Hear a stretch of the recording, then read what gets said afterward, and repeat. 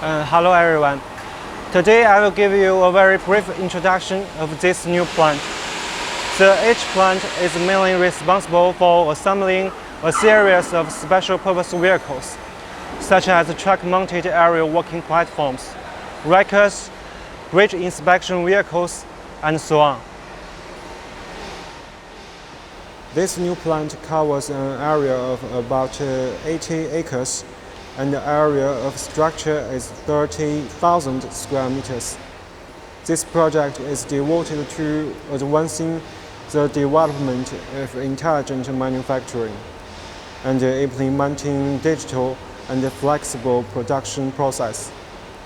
Have achieved great improvements in quality and efficiency. It's expected to produce more than 25,000 special purpose vehicles for 1 year. The aerial work platform production line covers 14 assemblable sections, 6 sections for assembling frames, rotary table, and the work platform, and 8 sections for chassis installation, assembly of electrical and hydraulic pipelines. Test data and reports guarantees our product's quality and performance.